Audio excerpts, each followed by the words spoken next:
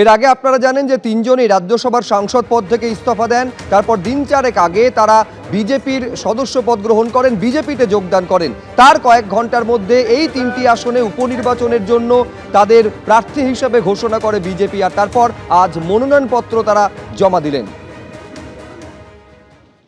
এই ঘটনা বোধহয় নজিরবিহীন যে যেদিনকে আপনি একটা দলে আপনারা যোগ দিয়েছেন তার 2 ঘন্টার মধ্যে আপনারা প্রার্থী হিসাবে আপনাদের নাম ঘোষণা হয়েছে।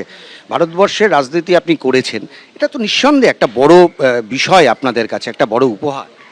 C it is very simple. আমি 10 জুনে রেজিগনেশন দিয়েছি, ঠিক আছে, আর আমি জয়েন করেছি 3 দিন আগে।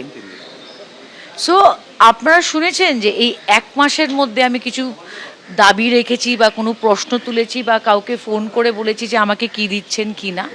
So I am a very patient person. যখন একটা দলে পা রাখি সেই দলের প্রতি যে আনুগত্যতা থাকে সেটার মধ্যে আমি কোনোদিন কম্প্রোমাইজ করি না। মমতা বন্দ্যোপাধ্যায়ের আপনি অত্যন্ত বিশ্বস্ত একজন কোট আনকোট সৈনিক ছিলেন। আমরা দেখেছি যে অনেক ক্ষেত্রে বাইরে কোনো কর্মসূচি আপনাকে পাঠাতো, মানে সেই জায়গাটা ভেঙে গেল কেন?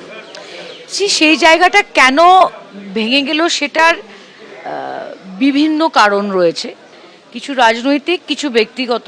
4th মের পরে যে পরিস্থিতিটা তৈরি হয়েছে বেঙ্গলে বা আসামে, ফ্যাকশন অনেকই আছে তৃণমূল কংগ্রেসে, আপনারা দেখতে পাচ্ছেন। আমি কারোর নাম নিতে চাইনি। কালীঘাট এগেনস্ট কালীঘাট লোকসভা, এটা কেউ অস্বীকার করতে পারবে না যে যখনই আমি প্রত্যেক ফ্যাকশনের মন্তব্যগুলো শুনেছি, ওদের মধ্যে একটা কনসেনসাস আছে, মানে সবার একমত যে তৃণমূল কংগ্রেসের যখন সরকার পশ্চিমবঙ্গতে ছিল, কারাপশন ওয়াজ র্যাম্পেন্ট। আসলে বোধহয় আপনারা দিল্লিতে থাকতেন বলে এখানে যে এই করাপশন খুব একটা খোঁজ রাখতে পারতেন না আর কি, তৃণমূলের যে এত করাপশন। আপনি তো দুটো টার্মে। ইট is very simple, it is a fact যে আমি আসামে কাজ করেছি, ত্রিপুরাতে কাজ করেছি, গোয়াতে কাজ করেছি। কিন্তু একটা জিনিস মনে রাখবেন, অনেকে জিজ্ঞেস করছেন 4 মের পরে আপনি এই স্টেপ কেন নিলেন। যার সরকার থাকে, যে ক্ষমতায় থাকে, যতদিন ক্ষমতা আছে এইগুলো তথ্য বেরোয় আসে না। মানে আপনারা জানতে পারেননি যে এইরকম। আমি বাকিদের কথা বলতে পারবো না, আমি ব্যক্তিগতভাবে বলবো যে আমি খুব কেয়ারফুলি ওয়াচ করেছি 4 মের পরে যে ধরনের অ্যারেস্ট হয়েছে, কেন হয়েছে, কি ধরনের এক্সটর্শন হতো, স্কুল কলেজের কি ধরনের ব্যবসা চলতো। পার্থ চট্টোপাধ্যায় বা একাধিক যারা মন্ত্রীরা অর্থের দায়, চুরির দায়, যাদের জেল হয়েছে, সেগুলো তো অনেক আগের ঘটনা।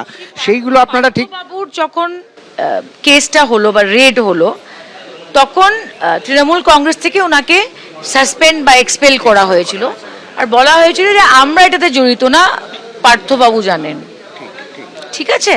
সো একটা দলে যখন আমি ছিলাম, যে এক্সপ্লেনেশনটা আমাকে দেওয়া হয়েছে আমি বিশ্বাস করেছি। 4 তারিখে এই দল যদি আবার ক্ষমতায় আসতো, তাহলে আপনারা তো জানতে পারতেন না এই ধরনের করাপশন আছে, ফলে আপনারাও তো থেকেই যেতেনি, মানে যেহেতু জানতে পারছেন না।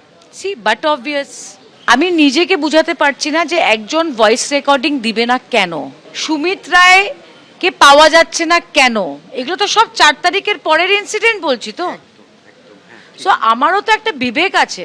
আসামের রাজনীতি এখনো আপনার বাবার নামে অনেকটা হয়, তারপরে আপনি তৃণমূল করেছেন, এখন বিজেপি। এই 3টে দলের মধ্যে আপনার সবচাইতে কাকে ভাল লাগে? See it is very simple, যে কংগ্রেস দলটা আমি করেছি এবং সন্তোষ মন্দে প্রয়াত নেতা করেছেন, সেই কংগ্রেস দল আর নেই। আমি মমতা বন্দ্যোপাধ্যায়কে দেখে তৃণমূলে এসেছি। I am on record saying that. হাওয়াই চটি, সুতির শাড়ি, কালীঘাটের একটা রুম। 4 তারিখের পরে হেলিকপ্টার থেকে প্লেন থেকে কি। সো দ্য কোয়েশ্চেন ইজ, কাকে আমি পছন্দ করি, এই প্রশ্নটা এখন প্রাসঙ্গিক নয়।